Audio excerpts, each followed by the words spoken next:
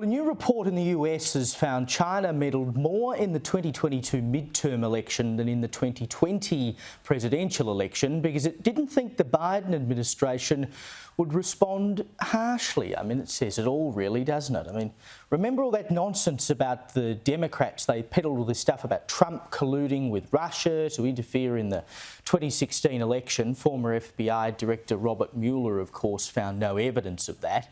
But with Sleepy Joe in the chair, China clearly feels free to do what it wants.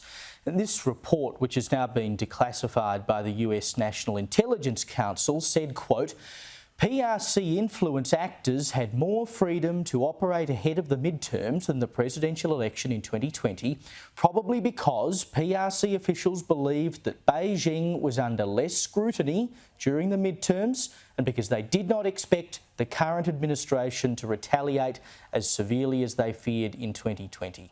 Well, joining me now from the US is commentator Cara Kennedy. You can read her in the Daily Mail and elsewhere. Cara, welcome. I believe you're actually on your honeymoon at the moment, so thank you so much for joining me. Are you surprised by all of this? Absolutely not, Caleb. I don't think anybody is. I mean, this report is damning, but I don't think there'll be any comment on it from Joe Biden, seeing as it's basically labelled him a very weak leader.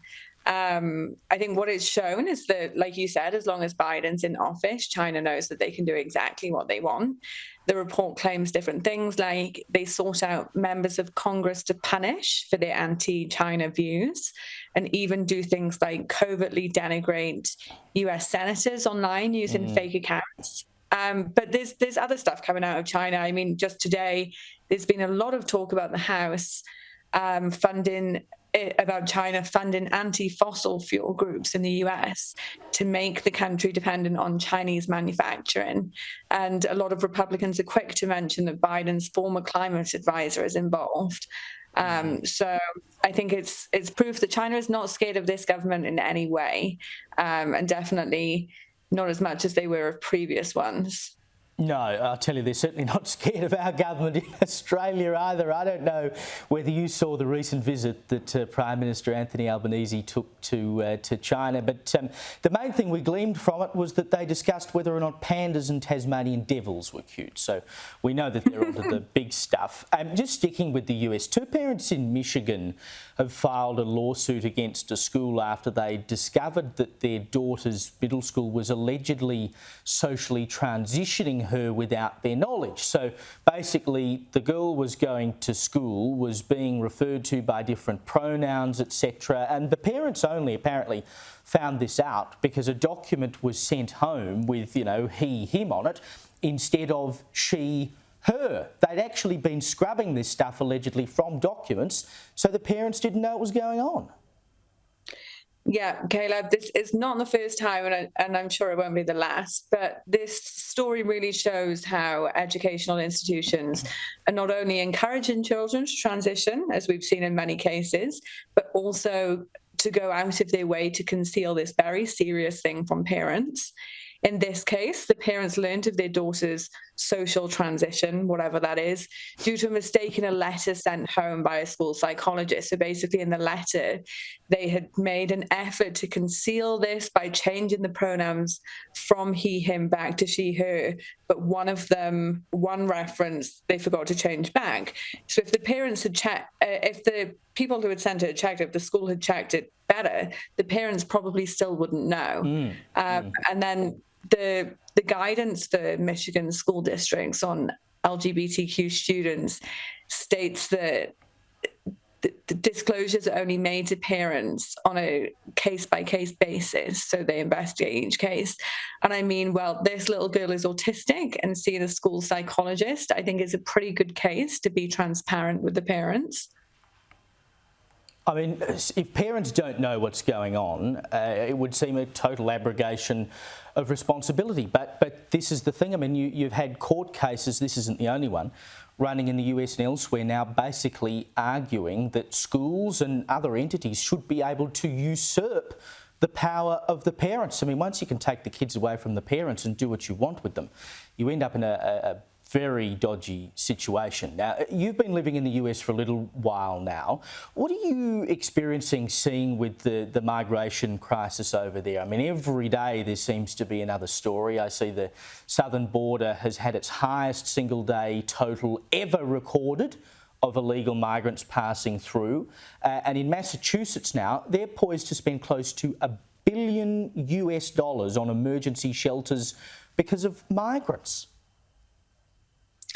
Yeah, people are angry. What we're seeing, not just in the US, but in the UK too, is such an acute need for housing, which exacerbates this entire thing. Not just for US and UK citizens, but also, like you said, for the hundreds of thousands of people crossing the borders into the country each year. And this is obviously causing resentment. It's inevitable from the local people of the towns and cities that this is happening in.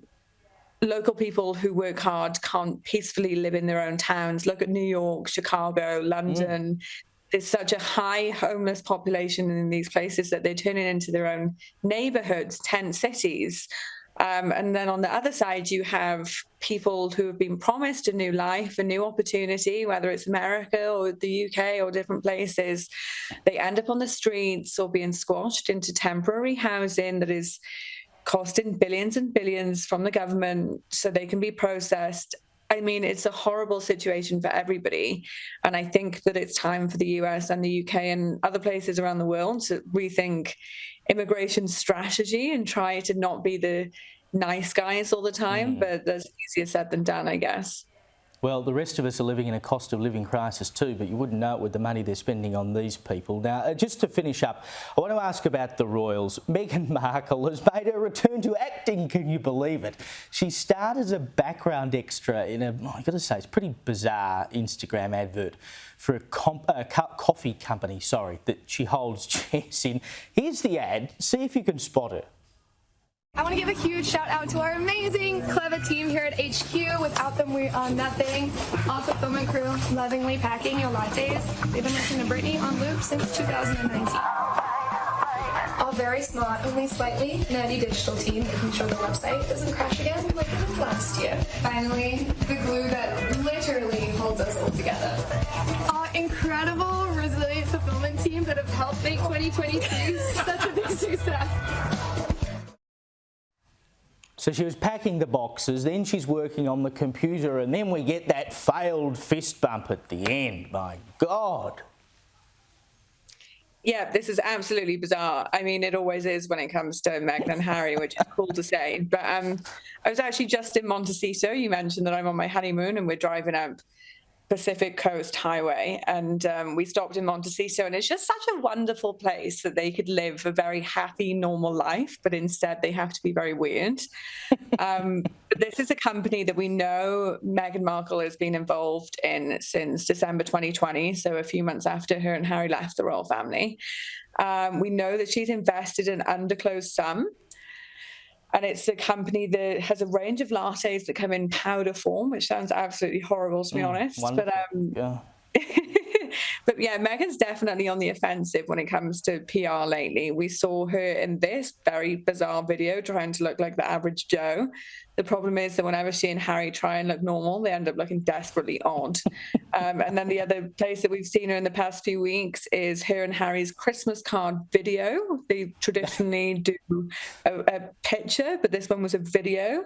At the top of it, it was from the Duke and Duchess of Sussex. Of course, they had to get that in. So yeah, she's definitely popped up lately after a quiet few months, but I don't know if it's doing her any good. I don't think anything she does herself much good, to be perfectly honest. Cara Kennedy, thank you so much for your time. Merry Christmas. Thank you.